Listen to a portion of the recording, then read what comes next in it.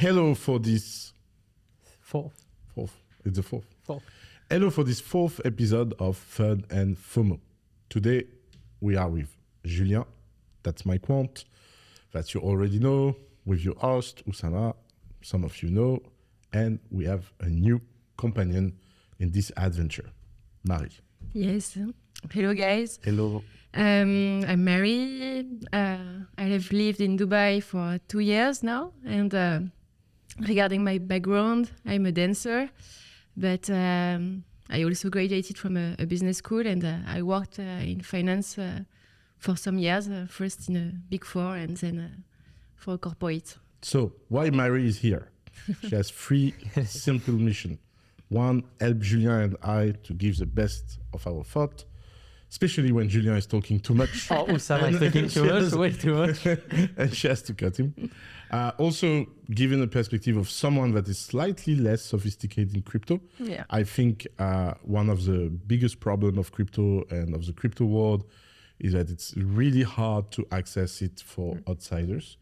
And Marie, you are an outsider, and that's definitely. great, because we are going to watch and witness your learning curve in the next 12 months. And I think it's an interesting social experience. And the third thing is that we have another kind of perspective. We have a woman at the table. It's cool. It changed a bit the kind of subject we can be interested by and everything. But today, it's a special episode. It's New Year. So Happy New Year. And this New Year, we are going to do some prediction and hot takes. So the question is, what is going to be defining the year of 2024 in crypto? Mr. Julien. In crypto, you mean, let's start with like perhaps not predictions, but like big, I would say, market events. First is the ETF, coming perhaps today or next week. We have the halving in less than 100 days, sorry. We have also the Fed pivoting, that should come like... The what? The Fed pivoting for the interest rates.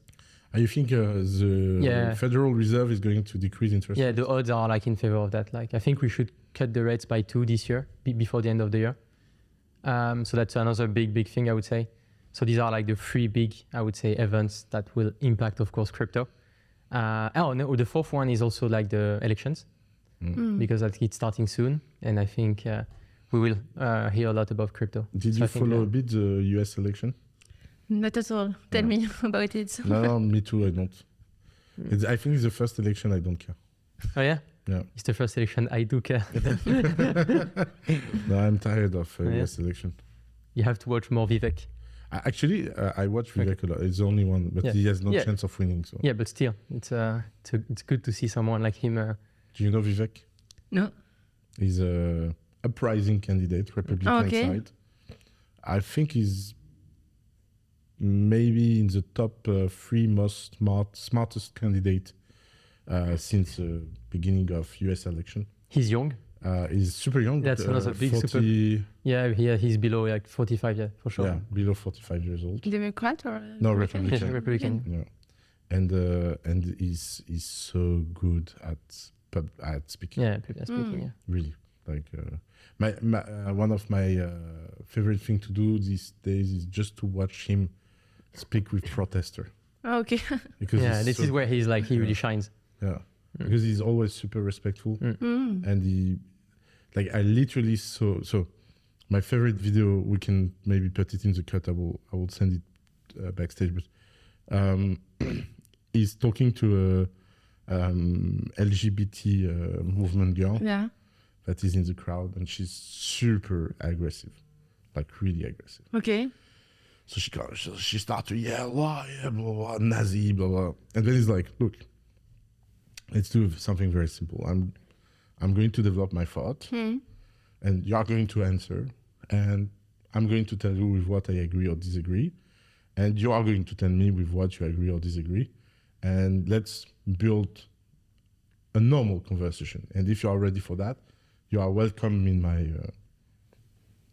political meeting. At the room, at the if table. you are not ready to do that, just leave now, because I'm not here to manage childs. And so they had a And so the discussion? girl changed totally, even body language. Oh, yeah, She's like, oh yeah, no, yeah, okay. So he's like, okay, so sit down, don't stay up. And then and at the meeting is 1 hour and a half. She asked really tough questions. They agree, disagree, blah blah. There is another guy that criticized Vivek about something else, and she's like, no, he's right. Yeah. And like you see the flip in 1. Alpha. I think that's the issue in the US. Like for so many topics, like people cannot debate or discuss every time. Like it's like they are shouting, and I think that's his main skill. Is like how we can discuss about every subject, and like we can like try to move on or figure out something. And I really like his way of thinking that is always super capitalistic. And so to be right, you need to be like in the interest of the country and everything. So it's a way to find the truth. But I think he's really impressive. Yeah. Okay. And it is said that he's super good at crypto. For few, these are rumors. And regarding the predictions about the SP500, is it gonna increase, decrease? Mr. Quant? Close to all-time high. Yeah. This year should be a good year. The idea is like it's always the same. It's this year should be good. We are close to the all-time high. Yeah, super close. Yeah, or even a bit higher. Like we did a bit higher and then a bit below. So it, of course, a good year. I think this is SP500, right? It's a super cycle. So you need to be ready to buy some dips. And if you have like a bad macro, to wait, accumulate some cash. And when you have a good opportunity, buy back some SP500. Wait, I'm lost.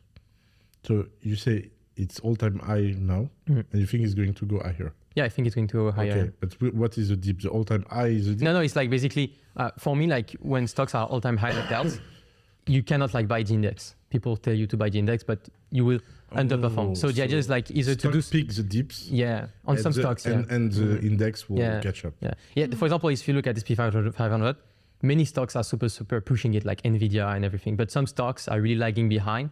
You have Robinhood. We discussed about Coinbase that got the delay back. But the thing is that you need to, of course, it's a bit harder. So if you don't want to do that, you just wait.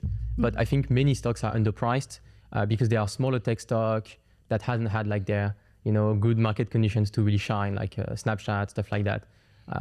Like we discussed about Disney, stocks like that who are like really still super down. So I don't say you have to catch the falling knife, but these are the stocks where the beta is a bit more interesting for this year. Because otherwise it's super hard because most of the people are already in the train. So you better wait, let your winners win and sit in like accumulate cash or put it in crypto for this year than trying to purchase like an index at all-time high. And if you had like a big drawdown, you get wrecked. Especially like when they change rates, usually a few weeks after, a few months after, you can have like a small market crash.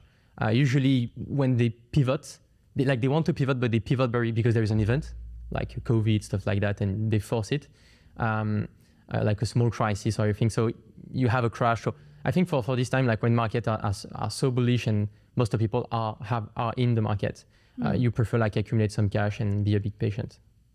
Okay. And what about? Do you invest in stock? Not at all. Not yet. But the maybe French background is talking, no stocks. What kind of investment did you do in your life?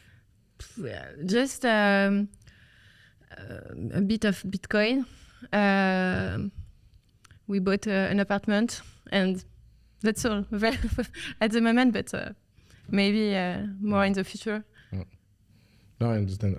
Stocks is really hard. It's really hard to understand when you are not inside. It's. I think the easy thing to understand with stocks is like over the past like 3 or 6 months, the debt of the US is growing like $1,000 every second. And if you take the SP500 adjusted by like the money supply in the US, the thing is going down since like 1929, but quite slow compared to like anything else. So I think the idea is like you want to benchmark mainly against the SP500 for everything you are doing instead of like USD. So everything you want to do needs to be overperforming SP500, and SP500 is kind of like the fiat adjusted kind of like value, if that makes sense. So that's why SP500 is super, super important. And so if you don't know what to do with your money, I don't say like, of course, when you invest only the money you're afford to lose and everything, but I think that's the way to see it. So if you do Bitcoin, it's really to overperform SP500.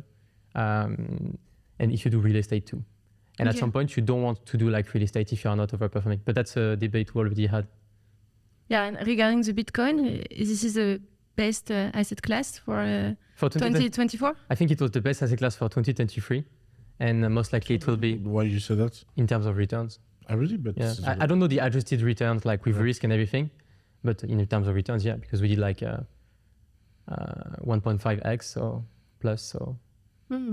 But there's so many crypto that perform better. Oh yeah, I mean, yeah. In let's say on assets over like 100 billion market cap, I think Bitcoin is one of the. Okay. Like on big assets, like if you compare Bitcoin to like the French index. Okay. Like yeah, for sure. Chinese index, stuff like that. And Oussama, you have an anecdote about copy investing or? Copy investing? Yeah. Why you said that? Because I thought you had an anecdote about that. Just hate all the people doing that.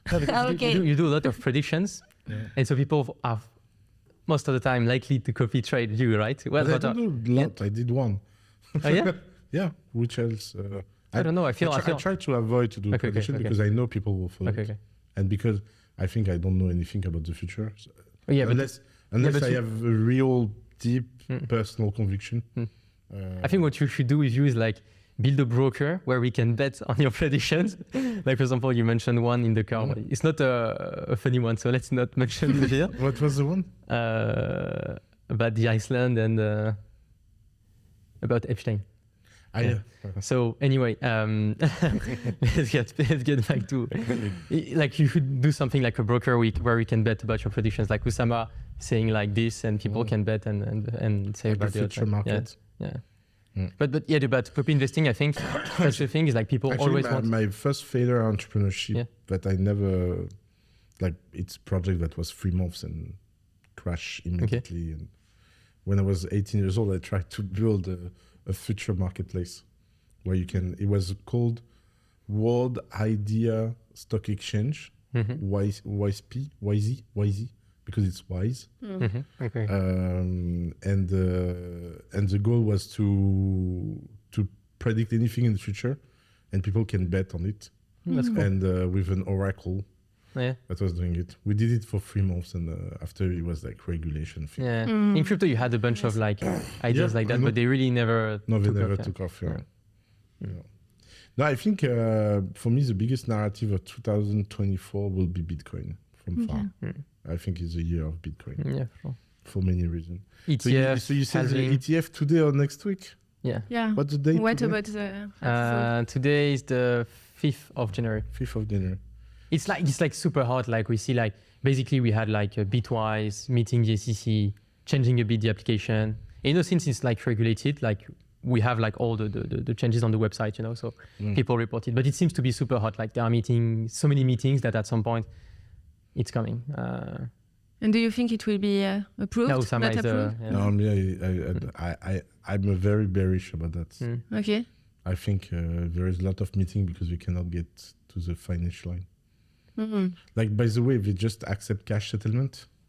I don't even understand. Let's be a bit technical. So an ETF is supposed to be something you buy and that reflect an underlying ownership. Yeah. The question is, how do you settle? Like how, when there is a transaction and you redeem the transaction, is how do you settle the transaction? And normally you always settle in the underlying asset because when you have an asset with high volatility, if you settle cash, you can have a time lapse between the ownership and the cash. Okay. So to avoid that, usually ETF, if you ask for settlement and redemption, they always do in kind. Oh, okay. In kind means they give you the asset. So you buy 10,000 Bitcoin. That's maybe a lot, but you buy 1 Bitcoin in the ETF. You say, "Oh, I want my Bitcoin. I don't want to stay in the ETF." Then, in theory, they should send you 1 Bitcoin. The SEC said, "Crypto is too complicated for the people. You have to offer cash settlement." It means that these ETF are going to be managed with a huge risk ratio, meaning that the buffer account between the asset and the TF needs to be over collateralized. And that's already a big problem for the... But don't you think they do that because like market makers want their piece of the cake? Oh, You see what I mean? okay. That's very smart. I didn't think about Yeah. that. I think it's because of that.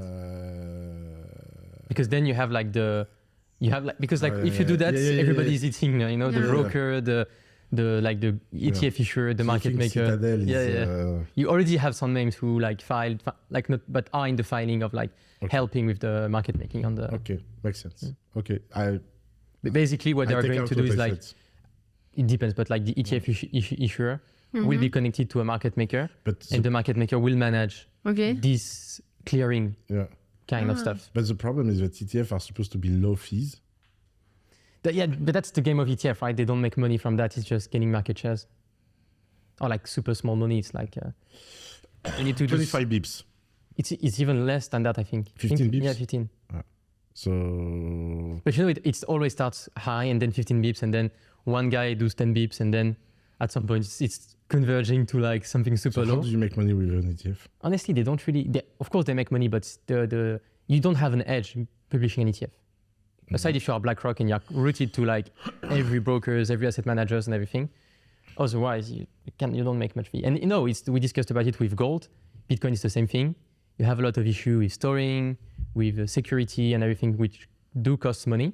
And so you are forced to pay some fees. That's why the Grayscale trust was a trust with these rules, because they knew in advance that it cannot be an ETF because you have so much fees that you need to have a management fees and everything to clear all the spending. By the way, Grayscale is still a trust. Yeah, but in a it's discount? still at a discount or not? Yeah, but the discount has closed quite significantly. Okay. Because right now in the US, you can buy Bitcoin through a trust called Grayscale. Okay.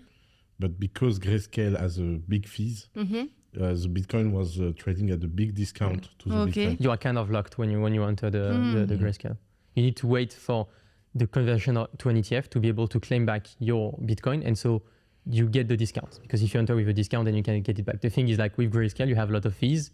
So if it takes few years to be converted to an ETF, then you have all the fees, of course, kind of like eating your investment. So yeah, it's not easy. And this day we say that we are in a bull run, or yeah, it's a bull run. Yeah, it's a bull run. I think we already are. No? Yeah. Don't think so.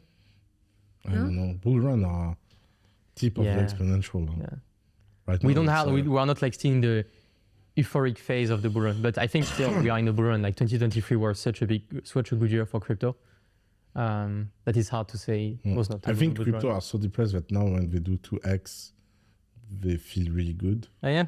But I think it's because it's a wishful thinking of good news. I think people, because like, you know, we are discussing with hundreds of investors and everything in our club. I think the main issue with crypto in 2023 is like the market is changing quite a lot. And things that pumped were not the things people were expected it to pump. Okay. And so people feel we are not in a bull run, because if you are a retail, you don't have much Bitcoin. And Bitcoin was one of the best crypto assets, sharp ratio wise in 2023. And then all the assets who really pumped a lot. So when I say pumped, because it's a crypto increased quite a lot in value, were like kind of like underdogs or new narratives or new coins. And so like it's hard to follow the space. And I think that's also why people think we're not in a bull market, but I think we definitely are. Okay. But I think it will be a super long bull market, like kind of more like a super cycle. But I don't want to say super cycle because of all the memes, you know, previous cycle where like they were all saying we are in a super cycle, institutions are in, the ETF is coming, which was definitely not the case. We were just over leveraged, you know, with free AC and everything. I have heard about MSTR. Can you remind us what it is about? Yeah. So I don't really know what. So MicroStrategy is a company that bought a lot of Bitcoin in balance sheet. I think they own 5.8 billion now. Oh, in terms of dollar values, yeah, I think around that. You have more than 20. So they have a service business that generate profit, and the CEO took the decision 4 years ago to invest 100% of the profit almost. 100%? Yeah, almost in buying Bitcoin, and even took debt. Yeah. because it was not enough to buy more Bitcoin. Okay. Leveraging. And he had a really, really bad year because he bought the all-time high of Bitcoin. Bitcoins and then it went down. Okay. So literally everyone was like, this guy is burning the... Crazy. But his drawdown So- was not that big. What? Even at $16,000, his drawdown was not that big. Yeah, but it was profit that cannot be distributed. Yeah, so- of course. And I don't think anyone investing in MicroStrategy was seeing it as a Bitcoin fund, you know? I think so. No. It's a service, computer service company. Of course. It's like But if you look at how it trades now, it's like now, but Yeah. the transition okay. was painful. yeah, painful, yeah. It took the all-time high Yeah. and buy it, then it went down, and then the shareholder had to sell share at discount because transition of believe or not in crypto. And the biggest player that did the biggest bet on MicroStrategy and save his ass is BlackRock. Okay. Signing the fact that BlackRock is very bullish on Bitcoin because they took a big position in MicroStrategy, because BlackRock is not allowed to buy Bitcoin, but they are allowed to buy shares of a company Okay. that is exposed to Bitcoin. The guy is, I don't know, I have a mixed feeling, but I think he's not. Each time I hear him talking about Bitcoin, I feel like, oh, fuck. Oh, yeah? Yeah, I found him totally off about the reason why he will go high and things like that. But in the same time, I respect the courage and the conviction because he almost lost his job. He survived a bold crisis. True fighter, yeah. He's a really, really true fighter. Okay. But I have but for me that's a bit the feeling always in crypto is that all these believers are a bit they are a bit intellectually limited about the reason why they should invest, and that's what makes them so strong, because they believe for the wrong reason, but they believe so hard.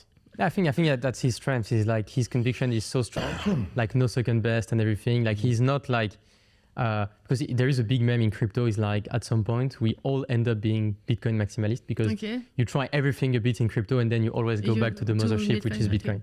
And I think and I think he's like the first guy super deep on Bitcoin before like OGs who truly have like a way of seeing Bitcoin that is singular, that is smart, and that you like.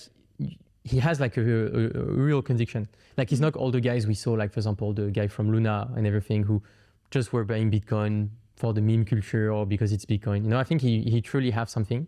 Okay. It's of course super hard to explain.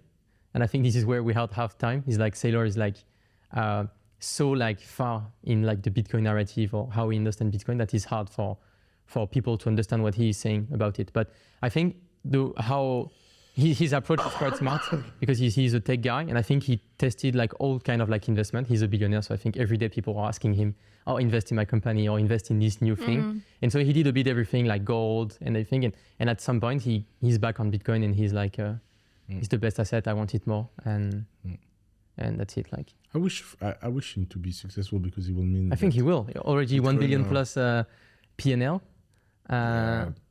It's a decent trade. For the moment, it's not a decent trade. For the moment, he doesn't pay the sharp ratio of his fiduciary duty on the treasury. But if he do double or triple, then he will start to have been. Because I don't know MicroStrategy market cap, but it's not that big, honestly. I think it's like. By the way, you see, it's 10 billion market cap. So if he does like a 2-3, he can do. He can really do like a $3+ billion trade. Let's say he pocket like 2 billion P&L. So I don't know the taxes and how it works in the US, but it's still like more than 20% of his company market cap that is already quite high because he has Bitcoin and people are playing the beta. So that's decent. By the way, if there is one company you can play with a lot of leverage, if there is a bull run to maximize your exposition, is him. Oh, yeah, of course. Because a lot of people are going to buy in it's a bit, and now I'm a bit scared because if the ETF is approved, people will perhaps shift from MicroStrategy to like buy ETF, like the spot. But that's the funny thing is like, I think it was like a previous cycle. I was chatting with my brother and I was saying that, you know, for many like tech companies like who like have done their thing, like for example, MicroStrategy and everything, the best thing for them is like to find like the S curve. Do we say S curve in English? Like And one thing could be to buy Bitcoin or like to start accumulating Bitcoin. And I think that's a smart thing from Saylor. Like perhaps from this Bitcoin trade, he will have something to, I don't know, acquire like an AI tech or to launch like a research, I don't know, fund. I don't know. But I think it's the smart things to do. And I think perhaps he will show the way for that and many companies will follow and will buy Bitcoin just to have like a bit of like this S curve thanks to Bitcoin growth. Mm. Do you want to play the prediction game? I take my little list Of 2024? of 2024. Do you have some predictions for this year, Marie? Not have at all. something? No? I just Okay. listen to you guys. Let's not about predictions, but do you have resolutions about investing for this year? I need to know more about crypto and stuff before Okay. investing. But definitely, yeah, it's something I want to do. So learning a bit more about crypto and then Yeah. trying to... While I find my list, what is for you the right level of conviction to start to invest? Like when do you feel comfortable enough to be like, okay, that's the moment I can... I have a theory about that. What is your theory? For women, it's like now, like when you don't do any research, start now. Yeah. For men, do a lot of research and wait a lot. Yeah, because women do too much research and not enough investing, and men do not enough research. Like And we have a woman of one of our club members, and she's quite young. Like I think she's 25, something like that, or 26. And I think she just sent a report of the research she did about just one crypto to like one other guy in our team, and he told me like, oh, what do you think about this report? I was like, it's super cool, but why have you done that? It's the club members, and she did this report to perhaps invest in the crypto. Wow. And I was like, oh my God, if you spend like 10 hours, so I don't say it's bad, right? But it's a bit too much. When for men, they just read the tweet and they're like, I'm clicking the button long, 100x long, click. And, it's definitely like that for me. So I think you should more try, because like since you are super risk averse when you are a woman, like most of the time, Yeah, most and of like the time. you are super cautious, you want to like be just more active and do things. When for men, I think it's important to focus a bit more on risk and avoiding leverage, stuff like that.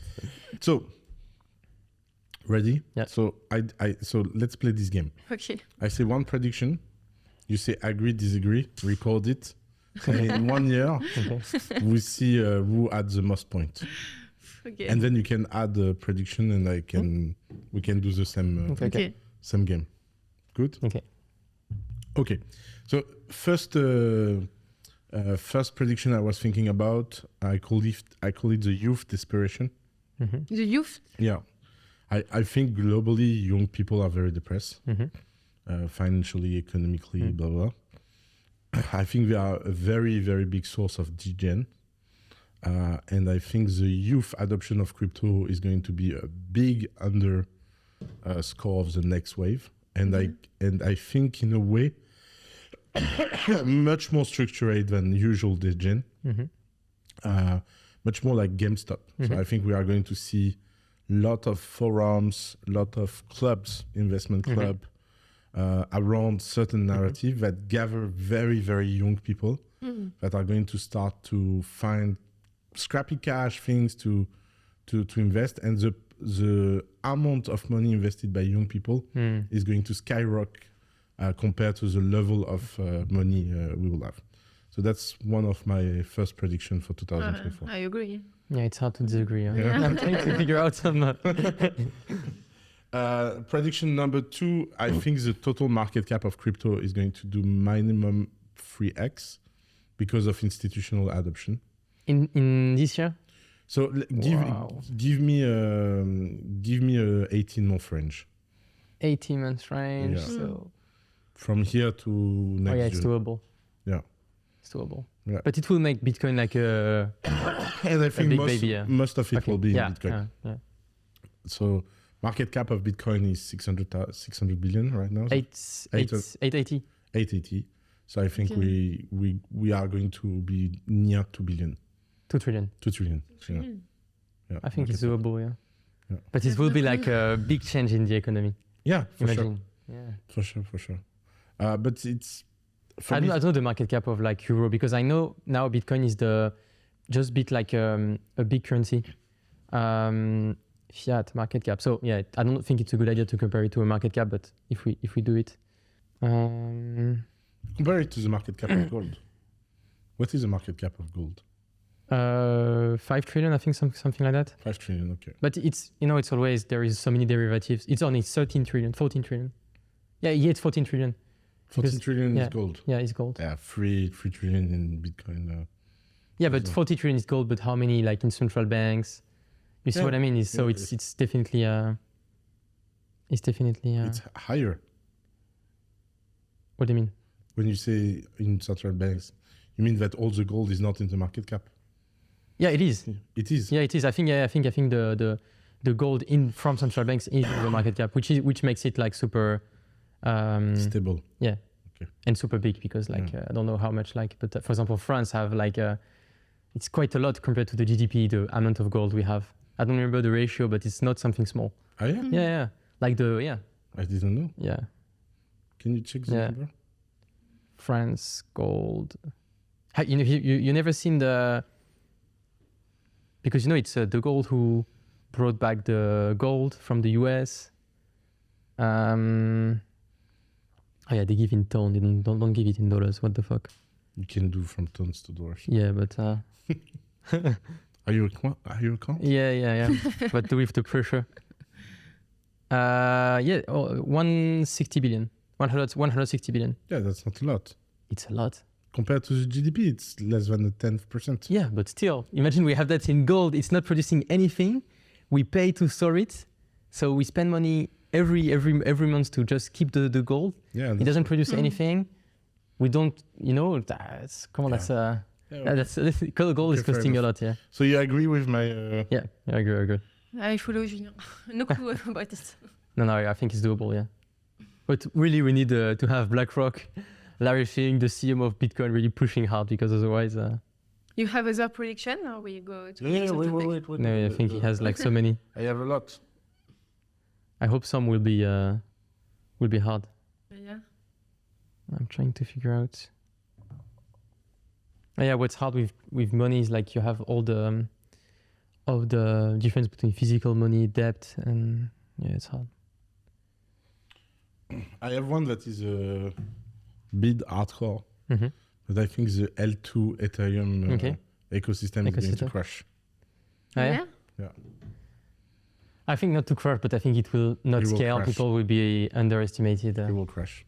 What do you mean by crash? Like people will fade it and like it will disappear? Yeah. The idea is like Arbitrum is so rich, like they are able to spend so much money. Okay. It will go fast. I think not, because I think layer 2s are so overcapitalized by VC and by all this money that that's the hard thing in crypto. It's like some bad projects have so much funding and like are so much like build up on like a false narrative that they are super resilient. And by saying that, we are really hard time with ETH maxis. But if you look at Arbitrum, they have hundreds of millions. So let's say they shrink the team. They don't have much spending regarding the tech-wise. They don't have much spending regarding the expansion because the tech is already here. The market price is going to crash. Yeah, perhaps, but still they can... The idea with all the layer 2s is like they are not like really community-driven. You take Arbitrum. What is the Arbitrum market cap? 2 billion, 1.5 billion, but the diluted is 10 billion plus. Okay, so 10 billion plus. So if you want to define the price action of that with the treasury, and everybody's short sell, how much for sure. You can go very fast. Yeah, it can go very, very fast. But so you can end up with a but you underestimate how 99% people in crypto are like big fan of Ethereum, and they're like layer 2 will scale Ethereum. There is this EIP that will change things, and so for you it will not crash. Okay, so first disagreement. Cool. But I like your idea, right? I'm super supportive about the idea. I think the biggest narrative of crypto this year, and the reason why Bitcoin is going to win, it's a vice narrative. What does it vice, mean? to live vice. So porn, gambling, game. Yeah. There is no other... alcohol. But yeah, it's hard. No, it's hard on the blockchain to drink. And the reason why it will be built on top of Bitcoin ecosystem is because it's the only one that is censorship resistant and truly anonymized. And I think when people will click on that, and startup will start to use Bitcoin, and especially a technology called Atoms. Atoms is a way of doing NFT, let's say it that way, real world assets on top of Bitcoin. It's going to skyrocket. So it will be the year of Vice. Oh, yeah, I don't know. Because that's the thing is like, for me, it's hard to have this kind of stuff on chain because like it's easy for like chain analysis to. Chain. What do you mean? It will be sidechain. Okay. But it will be sensor resistant and linked to Bitcoin. But still, we'll have abstraction of layer of wallet. So you will have the anonymity. It's really easy. It's really easy to make. Because it's coming on Solana too, by the way. It's coming on Solana. You need two things to make the Vice industry really resilient. You need to be sensor resistant on the meta level, meaning that the sum of all the money invested in the Vice cannot be by a government or a platform blocked. So that's rule number one. And you need anonymity. Yeah. Right now, the L1 Bitcoin doesn't provide anonymity, but provide censorship resistant.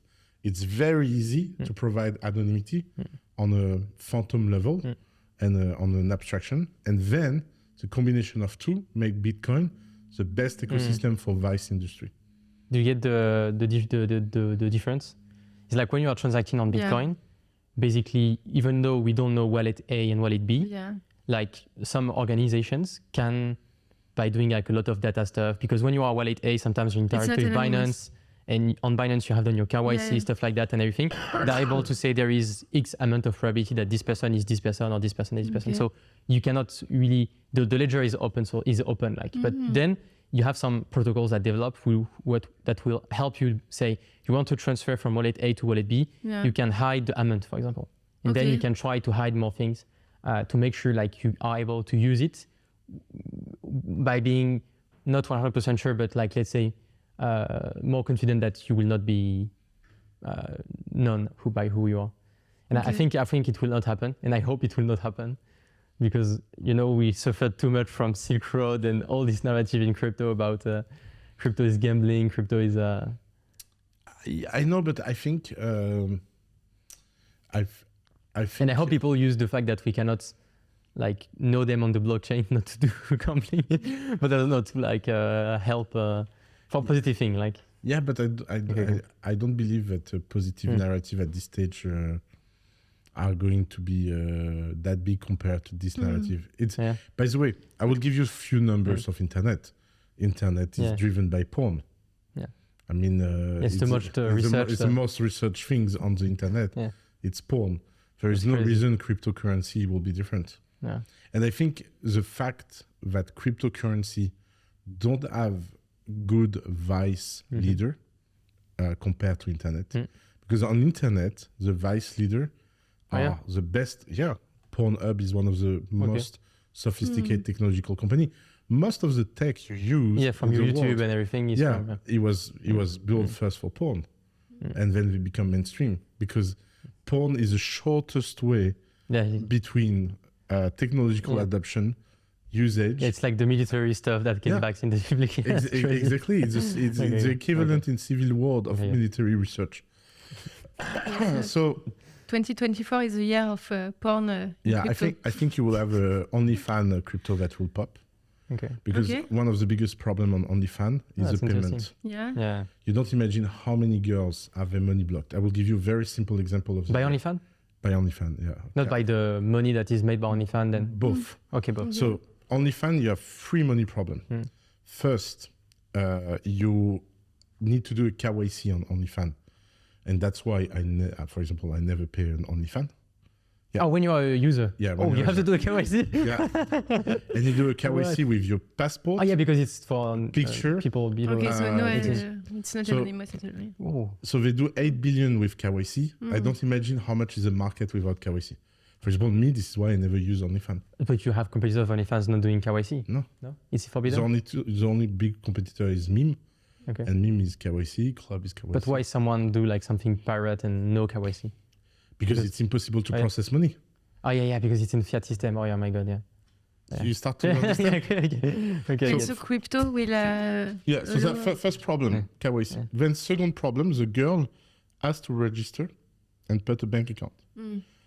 Now, the bank account of the girl needs to be in the country where she's tax resident. Lot of girls are living in countries where it's illegal to do OnlyFans. Yeah. Yeah, officially.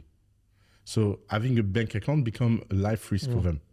For example, I have a lot of Ukrainian friends on OnlyFans that now are forced to put Ukrainian account, and they feel very uncomfortable about doing it. So they go through agency that open an account, blah, blah. And so it's a big mess. At a corporate level or at a personal level? At personal level. At a personal level. Yeah. So you cannot do like a KYB. So you when can you do, that's the thing. So now you have a market of KYB, but they take What is KYB? KYC, know your customer. It's like you give your passport. Oh, yeah, KYB, okay. know your business. You give a paper certificate of incorporation. But it's not finished.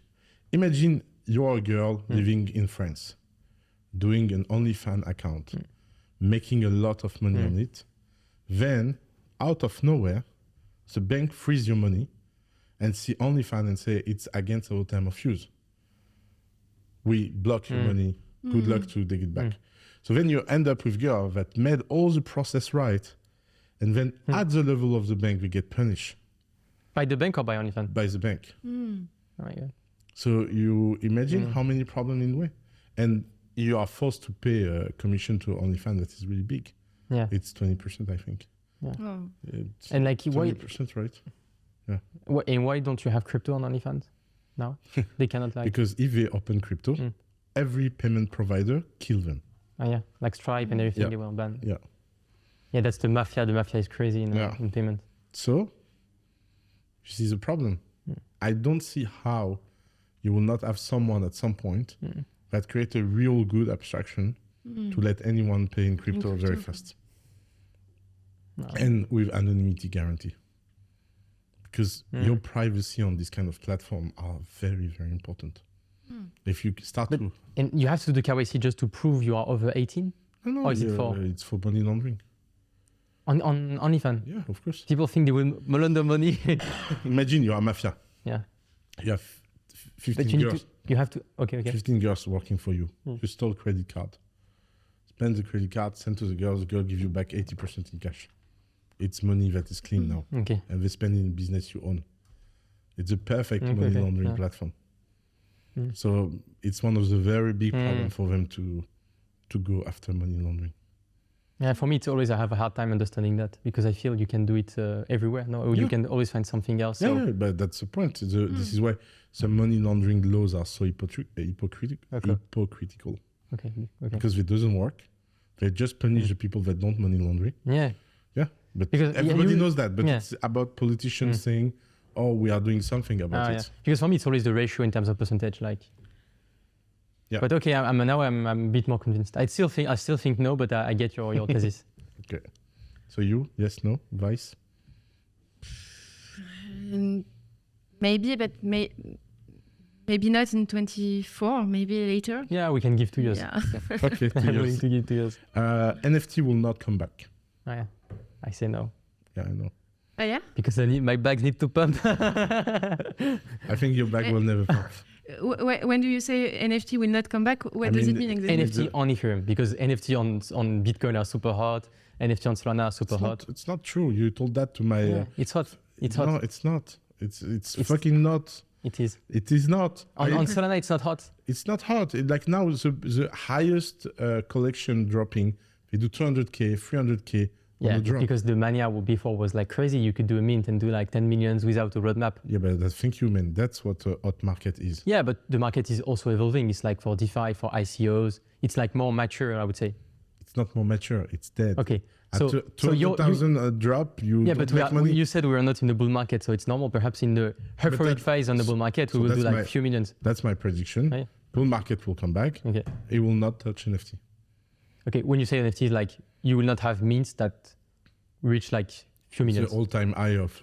Oh, you mean like for yeah, perhaps for this, perhaps. And I think a lot of people are going to stay... So let's say it that way. I think for everyone buying the all-time high of last bull market in NFT, they will never be back in their money again. Okay. I think I think so. Yeah, but in that case, what? No, because like for example, like some NFT collections are 90% down floor price ETH, and ETH is like divided by 3 compared to all-time high. Yeah. So if you buy now, let's say a mutant, it's like 13K. I think it's really unlikely you are not be able to sell it like at a premium, like at a higher price at the euphoric phase of the bull market. But of course, but I think the sharp ratio of doing that, compared to just buying Bitcoin. No, I think it's not. I think it's a good sharp, I think it's a good sharp ratio, and the sharp ratio will be even better. What will be the demand for mutant? For what? Simple. ETH pumps, no more risk reward being ETH. People are looking to leverage their ETH. ETH will not pump. I agree with that, but let's say it still pump what people think it pump. Like let's say it goes back to all-time high, which is likely. People at some point will say the risk reward of buying ETH is not that good. They are looking at like beta play or looking some leverage. They will go to DeFi, buy like Ethereum ecosystem coins, NFTs. And I think big collections will... I think we underestimate how much the narrative of NFT is broken. So, I think okay, if I look at that, another market that is broken is the watch market, because it's still going down even now. Yeah. When NFTs are consolidating for like top tier collections since like I think 6 months, a year now, like floor prices are like a bit stable, like kind of like an accumulation phase, let's say. But like for watches, it's still going down. So you think luxury watches will never go back up? That I don't know. But NFT, it's dead for you? It's not dead. It's just, I think like people are overhyped by NFTs. Yeah, Okay. it was so overhyped. My theory is that you never recover from overhype when there is no concrete utilities. And the difference between, I think the NFT market is going to come back. And it will not be called NFT. It will be called digital art something. Oh, okay. I think the market of online art is going to explode. Okay. But it's not going to be poor NFT done by poor artists. And most of the OG collection of NFT, maybe except Bored Ape and CryptoPunk, have no artistic interest at all. And so they are going to never be back. I think some NFTs that are linked to real artists, that are linked to cultural movement are going to go up. But the spot is going to be much bigger than the portfolio. And I think you have two kinds of markets. You have markets where the spot outperforms the portfolio. And you have market where the portfolio always outperforms the spot. Startups, you can be wrong on 100% of evaluation. You are never wrong on your portfolio at some point if you invest enough. If you do that in NFT, if you buy, let's say all the NFT, you will be net negative. Yeah, for sure. Because you need to have a good heuristic for NFT. But 3 things for NFTs. I think we should not fail big collections because they are overcapitalized. And in crypto, I will never fail like a project overcapitalized, because at some point they find ways, they pivot, they get back some growth somewhere else. But how? They do nothing when they are overcapitalized. They took the money, it's secondary money, most of them. It's not like for Bored Ape is the one, like Yuga Labs is one of the most like collateralized projects. They are doing nothing. What they are doing? I don't say they are like crazy building, but they are still doing things. What? Like the game, like they are. Where is the game? What is the roadmap? Honestly, I don't know. I'm not inside the Yuga Labs. But still, they are doing some acquisition. They are working on it, and I think it will be okay. The second thing is like... The founders are not in the company anymore. There is a professional CEO coming from Coca-Cola. That's good? No, that's bad. That's good. No, give me one project in the history of humankind where the founder left before product market fit. Oh, okay. And it's a CEO from a big corp and he gives something. Give me one case. I don't know. Yeah. There's not. It's bad. Yeah. When you have someone coming from Coca-Cola before product market fit and the founder are not here anymore and they don't believe in it and they sold their bag, who is going to pump up the bag? The CEO with $3 million salary a year, but just want to keep his salary the longest possible. But like honestly, Ethereum is like a almost 300 billion market cap. People will look at leveraging their ETH. And that's why I think NFTs are... So let's make another prediction. The probability that we have better way of leveraging our ETH. Yeah, the best way is to not have any ETH, right? In DeFi, in the next year, is going to be bigger than the NFT market as the only solution to do that. I don't think so. On DeFi, it's super hard. Very, very hard. Only shitcoins, only rugs, honestly, that's why I'm really cautious when I touch DeFi. because it's so hard. It's like, and the second thing is like, some projects are starting to trying to figure out, like Peggy Penguins, we see figure out few new things, even if it's slow, but it's still like a bit working. And I think the third thing is like, at some point, that's why also I'm bullish on like top tier collections, is like it's only 10,000. And 10,000 with all the guys who lost their wallet, who get hacked and everything, it's a super low supply. For example, for luxury watches, the inflation is quite big every year. For NFTs, the inflation is super low. So watches are going down? Yeah, quite a lot, yeah. Really? Yeah. Like second-hand market for Rolex is really still nuking, really nuking. What does it mean? Like going down. Yeah. Okay. But my phase is like, my theory is like, crypto needs to go back up quite a bit more. Like the macro needs to be a bit better despite like the SP 500 like price. And then I think watches will go back up a bit. But I have the same theory as you, is like, I think we will unlikely see prices we saw like on watches like during the last last bull run, No. But it's always hard to say because you never know, like in 2 years, we have the narrative like the US dollar is dead, people are super scared and they are starting to buy everything that they see, you know, like Bitcoin and watches, NFTs, and the mania is back. So I think it's hard to predict, but yeah, I think it's not the best risk reward trade. Okay. So NFT, you believe, you don't believe, you believe? And I get back like in an NFT It's quite technical for me. So I don't know. Did you bought NFT one day? No, not yet. Not yet. But if you, the only advice I would give is like, if you buy an NFT, you need to like it. It needs to help you be doing business. Like for example, these days I'm buying some NFTs just to get in some clubs and like to leverage. Which club do you have with NFT? Like Bored Ape Yacht Club. Did you ever go in the Bored Ape Club? There's nothing inside. Honestly, there is. What? Yeah. I mean, the Discord, there's nothing. Oh yeah, no. I mean, like in smaller groups of like, groups niched around the world. Like for example, I am in like one smaller groups of like Bored Ape Yacht Club, like in London. I just entered one in Dubai, you know. So I think it's good because like it's a way also to filter like all the people you see. And most of the time, like when you have like an NFT at, I don't know, 10K, 30K, 40K, you have some qualities, like most likely you're a degen, you are kind of like in crypto. So you believe in the club thesis? Yeah, quite a lot. But it's not I believe it, it's like, it's really helping us quite a lot. Okay. And I had another question, not at all about that, but about VC. Will liquidity be back in 2024? What is your view about it? No, I don't think so. I think VC is going to be lag. Yeah? Yeah. Same. Because it's too hard for them to recover from the last... Okay. I think they need a bit of time to manage their shit. You mean to change the... Yeah, they will have so much asset. After... VC is a very cycled industry. Yeah. VC and AI have their prime time now. So there is narrative in VC that works. But in general, every fund that have been raised between 2013 to 2016 is going to have a lot of work managing the asset they already invest in and restructuring the company and making them... like clean up the book. Yeah, clean up the book.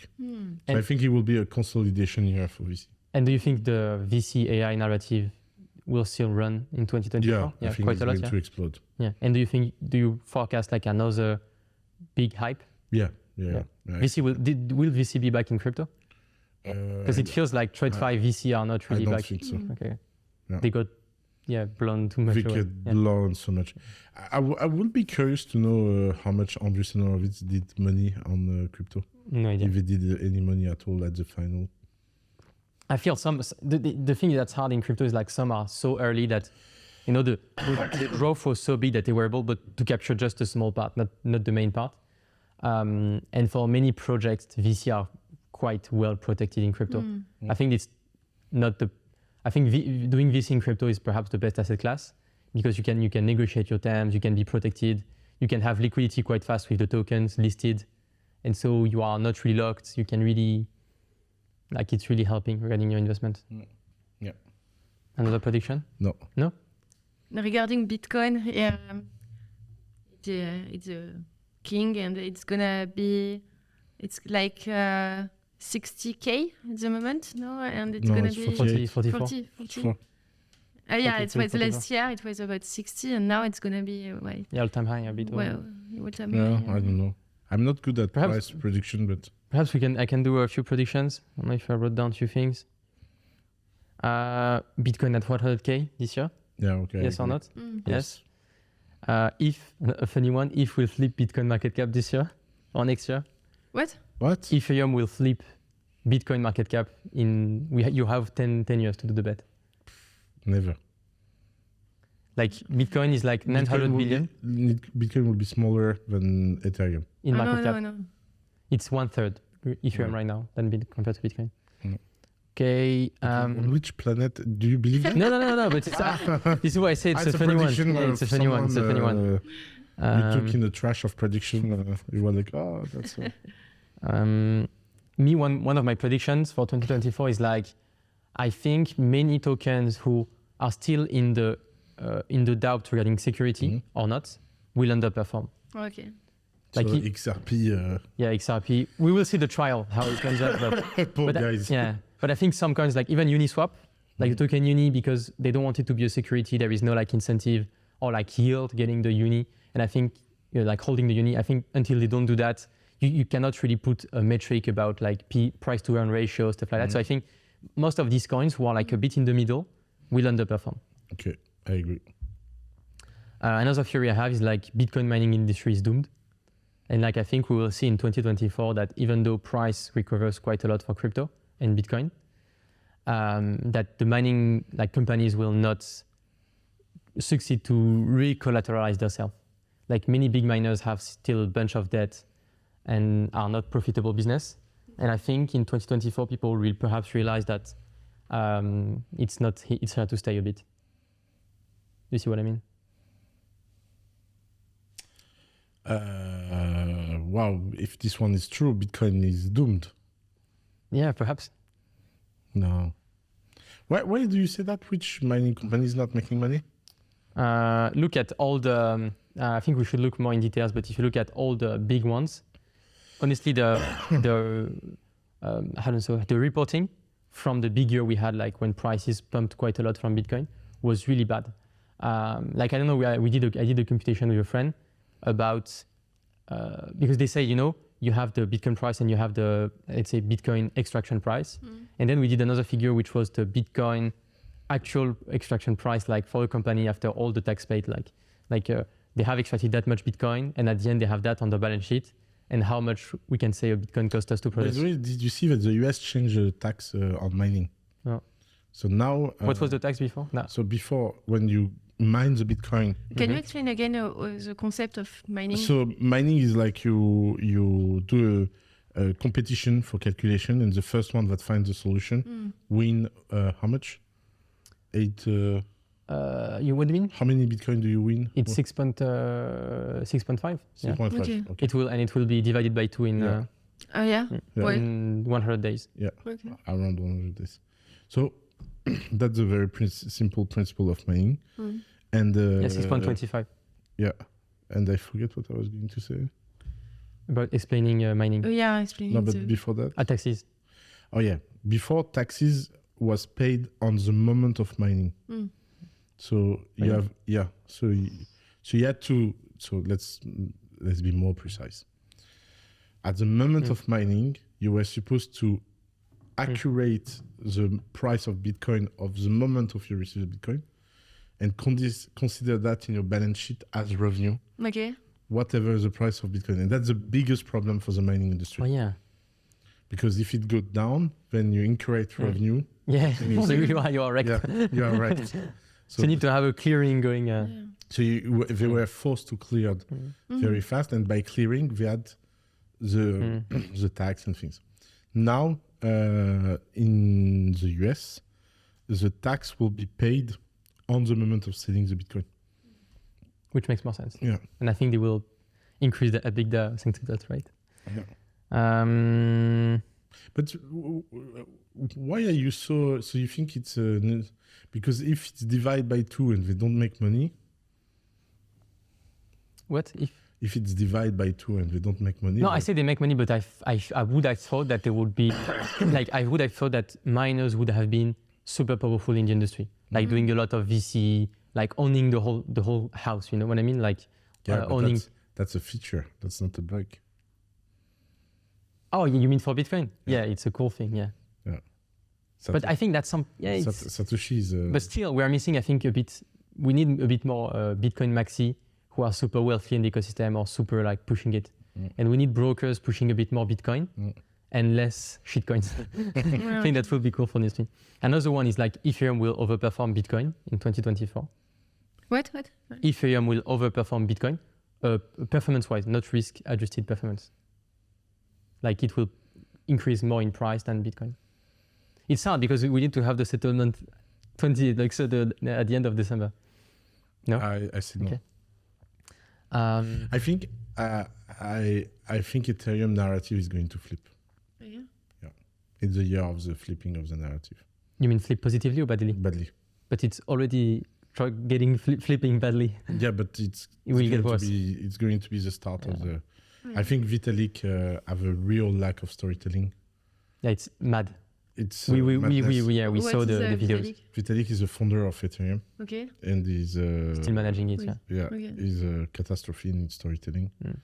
And I think if you're not good in storytelling in crypto, like what do you have left? He's like super smart, a genius, super technical. Yeah. But he does miss a bit of few things that Ethereum really needs. And I think Vitalik's idea is like he knows Ethereum and everything has the resources to make it. The idea is like he's not in a rush. But I think what we start to see in crypto is like some other crypto or blockchains are getting market share just because they are the fees are super cheap, stuff like that. And I think it's at some point Ethereum is just losing market share, which is super bad. And all the things they have done to try like layer 2s and everything to make people still use Ethereum or the tech stack is not really working. And so that's a big deal. I think we will see Solana over $200, but the price have pumped quite significantly since I prepared this. So now it's an easier bet. $101, but it reached 127. So it went a bit back. Yeah, a bit back. Yeah, it's like crypto. So then, you think a double of Solana this year? Yeah. And I had one last prediction, super important one, but one you will not like at all. You sure you want to hear it? You want? Sure? Okay. I think predictions are overhyped. Oh yeah, I agree. And people are not focused enough in like building their plan and building like the exit plan. So they are trying to predict everything, and then they will. And by the way, all the predictions we've made are not financial advice. Yeah. And do not follow them. Right? It's for entertainment. But that's why I would not like them. I agree 100%. Oh yeah, okay. Why you think I not? I don't know. You like predictions? No, I don't. Oh yeah. I do very few predictions. Oh yeah. Or perhaps because I'm too much with you, so I get too much predictions. No. I think. I think. By the way, my motto is that the best way of predicting the future is to build it. No? So. It's from you? No. Okay. Because it's that. Oh yeah. Okay. Yeah. Oh, I hear everyone. Okay. I think the first time I heard it was from Peter Thiel. Yeah. And I think he took it from an ancient king or something. Oh, okay. I think it's a very old wisdom. Oh yeah. Yeah, because the most easy way to predict the future is to do it. That's why this year we are going to do a lot of things in Bitcoin. Okay. And so regarding that, I think, and this is what we see like in our club, like with all investors like that, trying too much to predict and they are not focused enough in like building their plan, managing their risk. And sometimes it's good to predict, but I think it's good to predict like the way we did, like a bit out of scope, or like your predictions that are a bit contrarian. Because if you do predictions that are only, like, as we mentioned, we discussed about NFTs, like how important the prediction is, right? Like we of course NFTs will pump because at some point in the bull market everything pumps, but how big the pump will be compared to like another like narrative or prediction, and that's something that's important, and that's something that people do not wait, you know, like they wait the same thing every predictions. I like the idea of exit plan. Yeah, exit plan. Yeah, I think people are too greedy in crypto. Yeah, that's crazy. That's mad. That's create their fall. Yeah. Greed is really bad. Yeah, it's really bad. And the thing is like, it's even worse in crypto because like, let's say you are super greedy, but you're on SP 500. If you look at the skew of like the returns distribution of the SP 500, if you are super greedy, it's okay. Because you don't have super big days or big fat tails of like price only going up and pushing you into the FUD and FOMO. When for Bitcoin, it's the opposite. And for crypto, it's even worse. And so the idea is like people start, oh, I'm buying this crypto. Oh, I've made 3x, or this crypto will change the world and will cure cancer. I'm buying more. And at the top, they press quite a lot on the button, and then they get wrecked, and then get all the whole drawdowns. Then they're forced to hodl. And then at the end of the day, even though they make money, their Sharpe ratio is like super, super bad. But yeah, working on an exit plan, I think, is the way to go. And I think it's cool to do an exit plan before the bull run, if let's say we are not in the bull run, and try to do one, adapt it during the bull run. Because at some point when you start it, you have ideas of like, oh, I want to have this amount in crypto. And when I reach that, I exit everything, I buy a house, and I say, buy crypto. But yeah, all the time they stay, and then they get everything. And that's the thing I learned from super smart players or players that underestimated previous cycle, is like how smart their exit were. Like one of our member, super smart. Basically, he really exited like quite a lot at the top, and then he left, do like traveling for 2 years, and he was back quite at the bottom of like, oh yeah, FTX is a scam. Okay, I'm back. Where do I put my money? And I felt like that was like mad, because like he avoided like the whole pain. So of course there is a bit of luck and everything, but I think it's interesting to say, you want to still like be in the market, pay to see, like in poker. And so you want to keep a bit in the market, but then you want to make sure you find ways of like getting your money out of the market a bit, buying other things. And that's the hard thing in crypto, because it's hard to get out, taxes and everything. Yeah, but building your plan is important. Other topic regarding ChatGPT? What do you think about the S-curve? Is it done or? No, it's the beginning. Ah, yeah? The beginning. Yeah. How many hours did you use ChatGPT this week? I cannot. This week. I don't know, but How many hours? 30 minutes a day. Yeah. So, maybe. So until I'm not at 10 hours. I think AI will be at TV average in less than 10 years. So you will be at 2 hours 30. Okay. Okay, for the average people, you mean? Yeah, for average people. Per day? Per day, yeah. So With like Alexa, stuff everything. like that. Okay. What is it? Alexa, you know the Amazon Yeah, sure. It's and the Google one is? Bard. No. Wait. I thought Alexa was the Home. the Google Home. No, Alexa is Amazon. Okay. And Siri is Apple. Yeah, Siri. And Google Poor Siri. is... I think Poor it's, Siri. hey, Google. Oh yeah, okay. Perhaps Yeah. I Google. She doesn't have a name. Okay. But Google is so bad, so it's normal. Okay. Yeah. And what do you think would be the next like big? Because from what I got from ChatGPT is like the next big thing for them is like try to be connected to more APIs, I don't think increase so. more the data they can process. No, I think the big challenge, and that's what they are working on, is how to make it less dump before connecting it to API and everything. Do you mean ChatGPT itself when you discussed with it? Yeah. So not only when you discuss his ability to ponder information, take decision, strategize, challenge you. And what do you think about that? Like last time I was using ChatGPT and I often use it for something super specific, and it's super like painful because you have to discuss a lot with ChatGPT to give context, explain who he is, who you are. And don't you think we should be able to like do a KYC, I don't know, like on ChatGPT? Yeah, but it's because you didn't set up your custom instruction. Oh. You have to go in settings. It's something new or no? No? 6 months. Okay. Yeah. You go in settings, you put custom instruction, and you describe yourself. Okay. That's the KYC. Like this here. And you describe your way of working. Okay. And that changed a lot the experience. Oh, okay. Because that's the thing I found it super painful. Yeah. But me, this is why I have 4 ChatGPT accounts. Because they have 4 custom instructions. Okay. But thanks to GPTs, now you can do this inside a sub app. So now I use a sub app. Okay. But I think you should train some GPTs. Okay. Because then you can provide even documents. Yeah, this is a PDF and everything. Yeah. And then it's always replying in the style of what you want. And I think we need your experience regarding that. What would be you done it.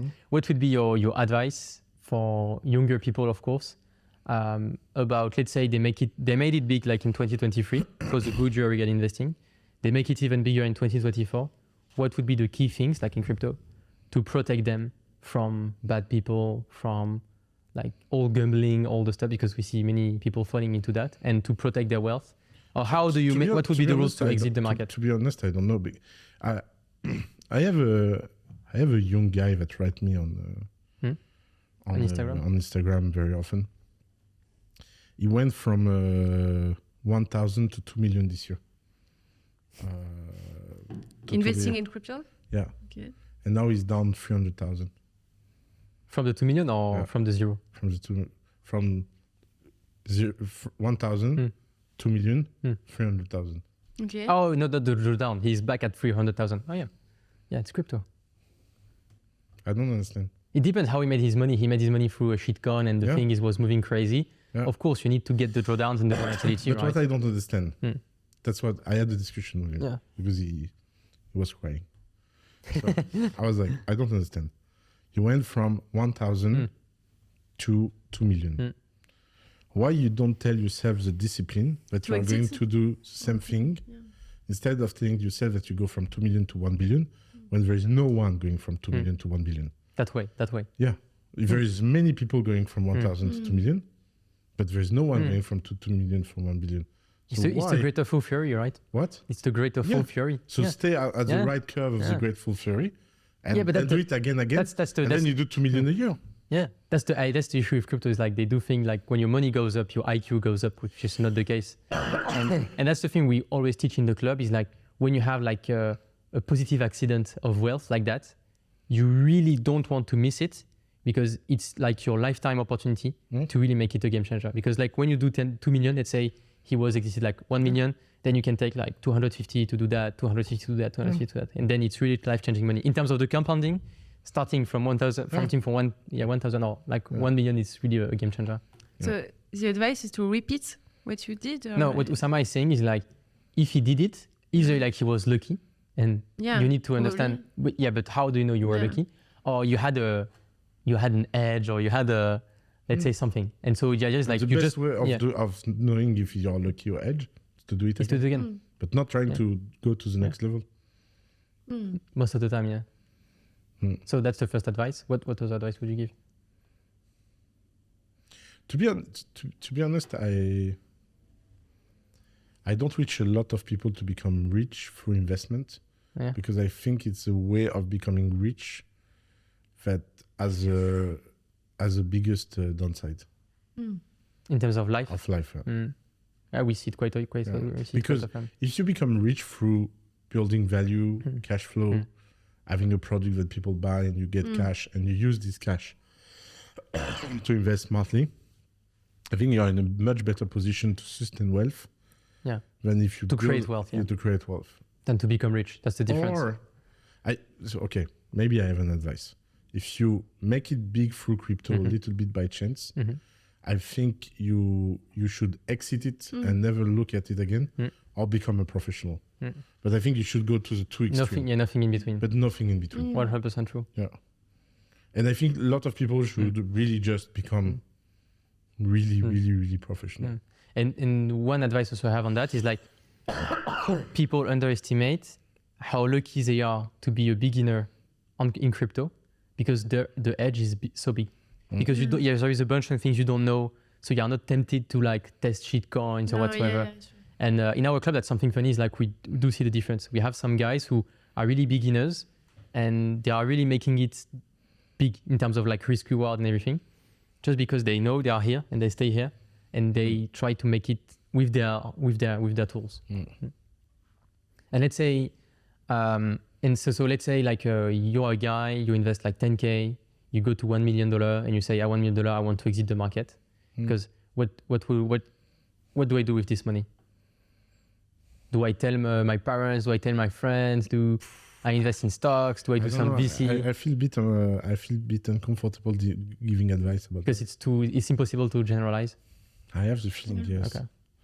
But I think maybe the most general thing is that you have to be smart. And so I think if you get this kind of wealth, you should get the knowledge to the level of your wealth. I was watching The Crown. And in The Crown, one of the biggest problems for the Queen of England in the first 15 years of her reign, it was that she was not educated to the level of her challenge. And I think people don't understand that there is a curve between wealth and knowledge. If your wealth go higher than your knowledge, then you should pause and get back in the learning season instead of the earning season. That's hard. And that's hard because you believe that you know. that you know. But I think the only way to be happy with wealth is to be very, very knowledgeable about it, about how it's created, why you get it, if it's luck or not luck. That's funny you're saying. And Is take like, a bit of time to... Yeah, it's funny because I had the same thinking. And this thing is even harder in crypto because the market never closes. It's 24/7.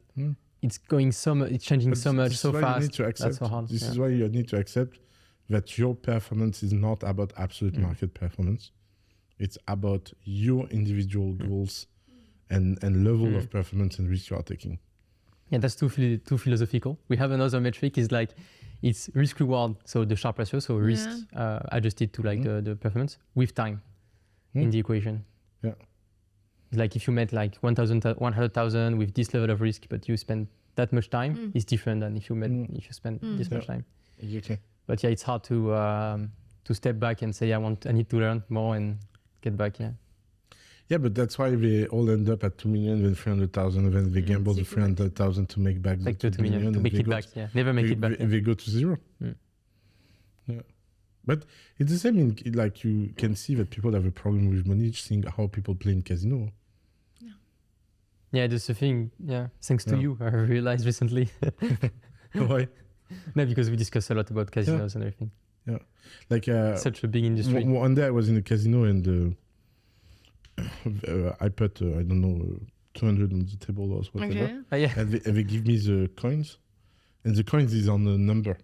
Okay. And I'm talking with someone, and I hear rien ne va plus, les jeux sont faits, like I don't know how to say in a English. good French casino. Yeah, in a good I French don't even casino. know. I It's never like, entered no more bets. Yeah, no more bets. Yeah, no more bets. Time for luck. And then I say, but I didn't bet. The guy is like, he's on the number. And I start to fight with the guy pretty hard, like, no, give me my money back.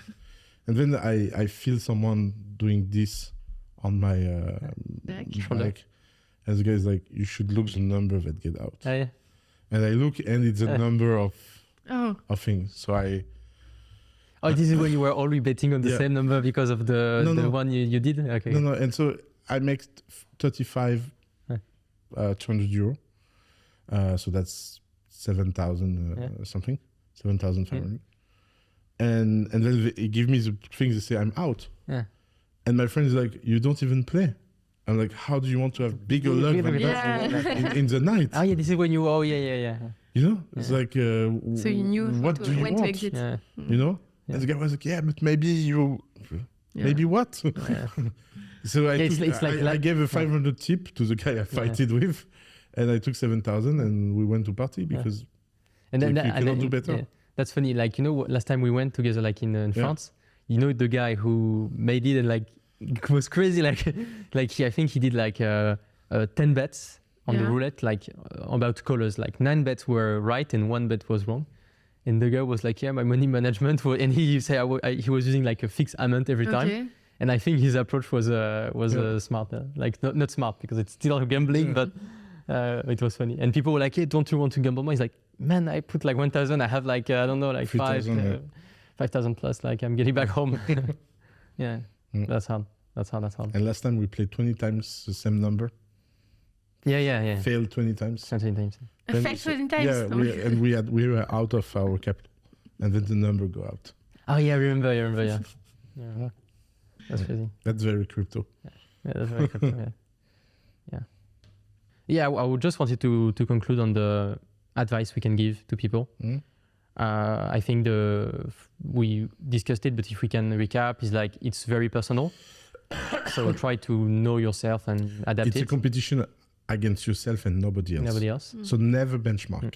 Yeah, I think that's a cool thing. Never And by benchmark. the way, And stop having figures in mind. Yeah. That's mind. That's Yeah. that's mind blowing the figures. Never stuff. benchmark yourself because anyway everybody lie. You never know what people are doing or not. Okay, so you don't take advice from No. any. No. Okay. I think that's the only thing in the club where we say you have to make the rules, but we give like, for example, 20 But in principles. your club, you give advice or? No, we don't. But for this kind of like stuff, we have like 20 rules of like how it is to exit the market or like take your profits for like, I'm talking like cycle wise, right? But on these 20 principles, for some people, some principles will be relevant, for some don't.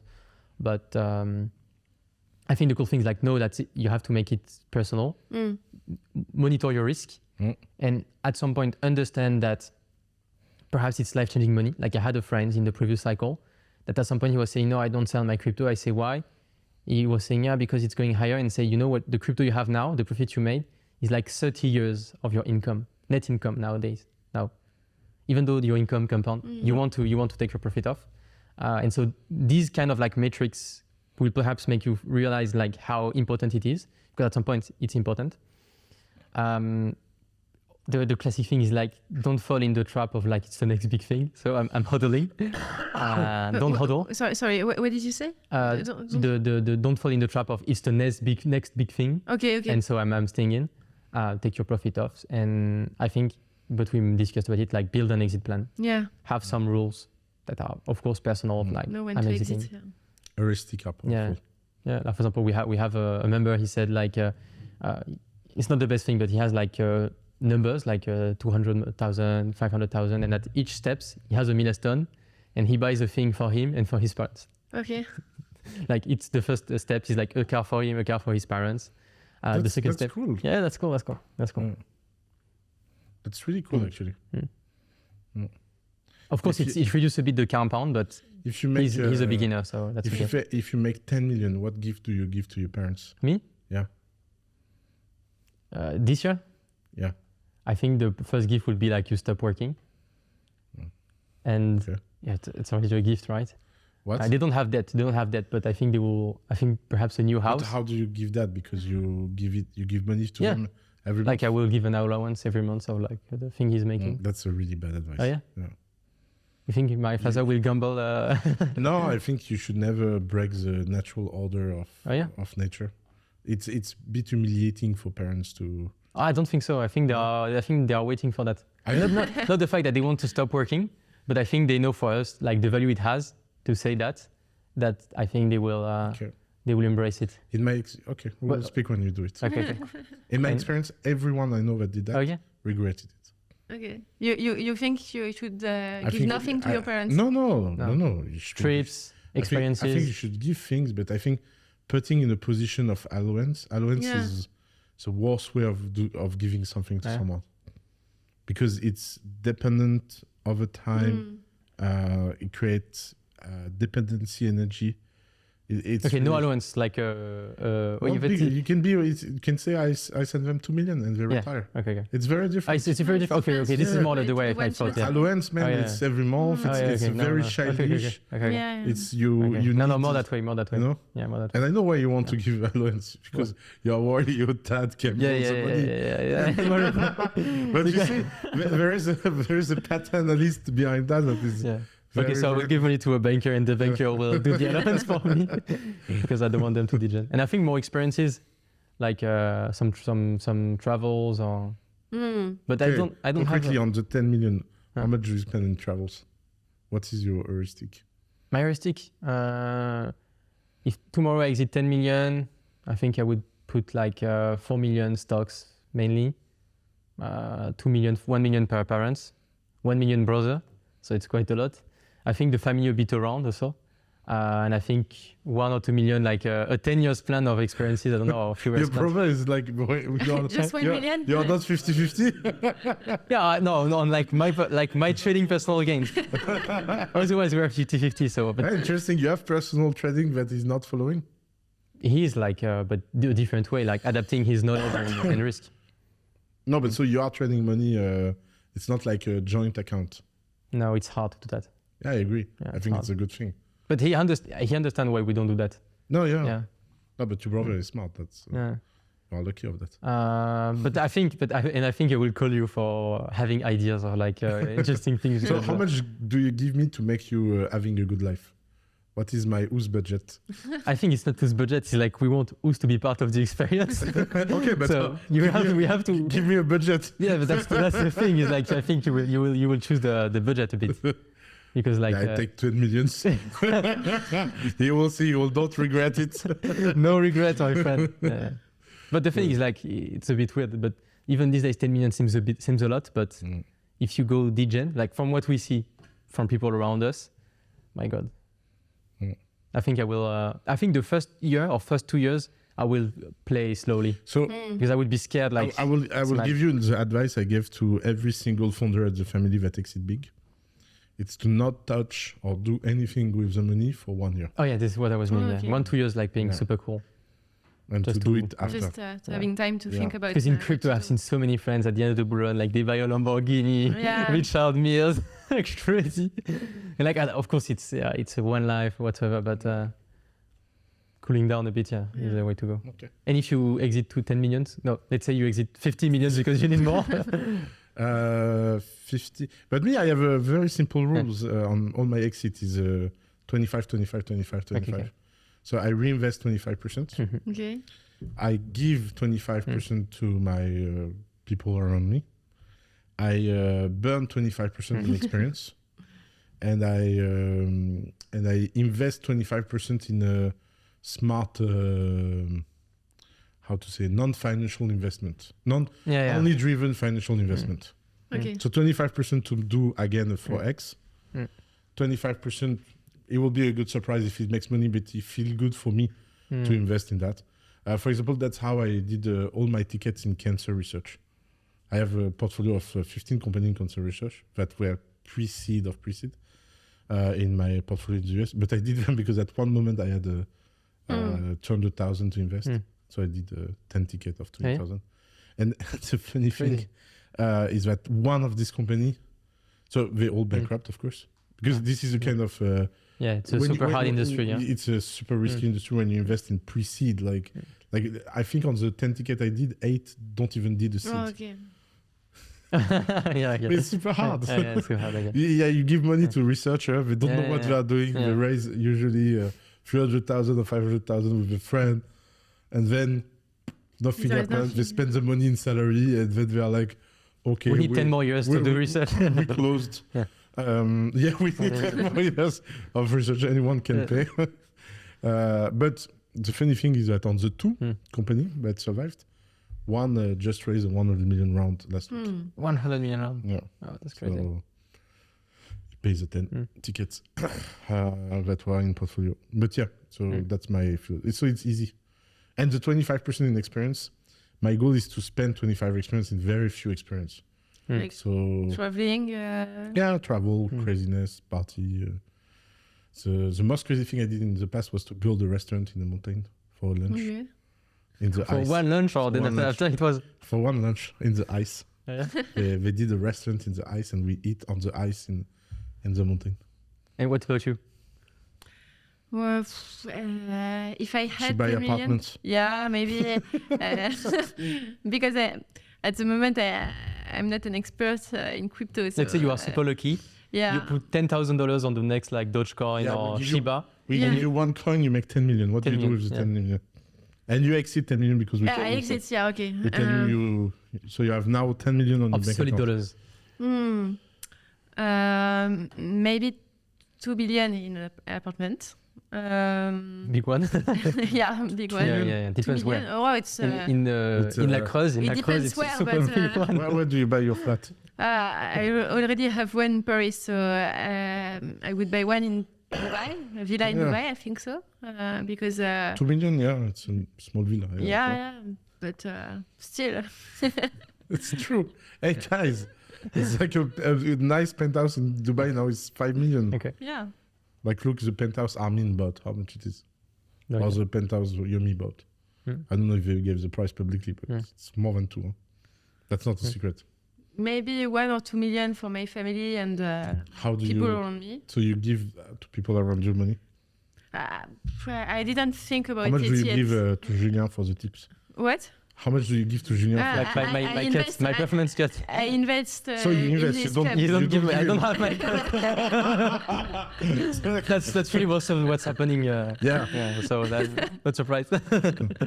Okay, so Marie is very French. Yeah, Marie is French. We are going to work on changing that. No, and yeah, I would. She's not giving. Huh? No, of course. If you give me advice. No worry, of course. Like, are you going to do it or not? You know that It very- depends on the advice. you give 10,000, you have 10 10 million. million. Which advice do you want better than that? Because the 10 million, Yeah, it's because it's Yeah, thanks of to course. Julien Yeah, and you. Of course. Okay. So of course you would be part of the few people around me that I would give money to. Yeah, of course. So you get the 2,000. No, of course. Sorry. For 2 years. For keeping giving advice. And No, needs to sorry. be good. And yeah, I would save some money for traveling and stuff. But I And have to if you think had- if about you it. had to It's very unlikable. So If you had to spend 1 million on one crazy thing, one crazy experience, what 1 would you million do? on one crazy thing. No jewelry. What? No jewelry. Big diamonds. Big diamond. No, not at all. No, I think maybe something I would do is buy a dance studio, something like this in Dubai, because it's very competitive, and for the moment, it's not. You don't make money with that, so I would not do it at the moment. But maybe if I had some money to burn, And if you had to spend 1 million for one experience, what would it be? Or one investment, or one? I do the Amman War tour. Oh yeah, it's 1 million or it's plus. What? No, but with friends, it's Yeah. 250,000 by person. Oh, it does exist. Yeah. Sorry, what would you do? Amman War tour. It's What is it? So Amman is the best chain of hotel in the world for me. How many am I in the world? 18, Oh, 18. Okay. I think, something like that. And the Amman War tour is like you do 8 of the most iconic Amman in a private jet, and you stay 5 days in each. Okay. So it's a 40-day experience, and it costs 250,000 Per person? per person. You invite a few Pokemons and 1 million. 1 million. Free Pokemon. That's a tight team. That's a very tight team. Oh my god. Yeah. Oh. Oh, that's a cool one. Four Seasons do the same experience, but it's in the Four Seasons. Four Seasons, you can buy the 2 weeks pass, 1 month pass, 3 month pass, or 6 months, or 1 year. And the 1 year, I think it's something like $2 million. And you can go every. No, in it's every like we Four organize you a Seasons? 1 year Mm, world tour I in think- all the 4 seasons in the world. And in suites, right? Yeah, of course. Yeah, come on. So maybe I would change my mind and do that. They put you in the. Because I think it's super expensive compared like to rooms at Burj Al Arab, no? No, but the funny It's thing, like the cool thing is like the funny thing in a luxury hotel, especially this kind of luxury hotel, is that no one never pays the public price of a suite. I never saw someone paying the public price of a suite. yeah, you mean they get discounts and So first, you always have negotiation power in this room. So you can pretty easy get 30%, 50% discount. Like quite. you know all the hotels will kill you when you say that. It's like guys, they will double the price everywhere. And Because perhaps you're only the one or only few ones are not paying the price, but perhaps many I people don't pay know the a price. single person Okay, that pays the okay. public Yeah, price. but because there are personalities or. And also because a lot of these rooms are given in situation where, for example, the classical case, you are an artist on tour. You take 20 rooms in the hotel for your whole crew. They offer you the suite. Makes sense. You are, like, for example, I was a very regular client in hotel in Paris. Sometimes it's your birthday, it's middle. They say, the presidential is almost. So it's rooms that are used much more as a gift. As marketing, yeah. Marketing Than, spending. yeah. Okay. And sometimes you have crazy people that pay the full price, for sure. But I think it's very uncommon. For me, it's like I was aware about that, but I thought it was to attract people, of course, but because like when you are in these rooms, like every spendings are like everything you ask are 10 times the price or Really not. no. First, you will be surprised about how rich people are really mad at this kind of practice. What do you mean? About like paying the caviar like Yeah. 5 times the price? Yeah, so they kind of negotiate that. And Oh, so, yeah. You know, first, you don't imagine in this kind of hotel how many things are stolen. Oh yeah, I've By- seen yeah. a video recently. By the clients. On the hotel, they were saying like they were even the pillows. They were still stealing the pillows. Yeah. What the fuck? No, it's always the hair dryer and stuff. No, it's are stuck. Yeah. Like you were saying about the Dyson hair dryer. Yeah. Like we also the same video. Okay. So that's the first thing. The second thing is that if you overcharge clients, you create a really bad experience. Yeah.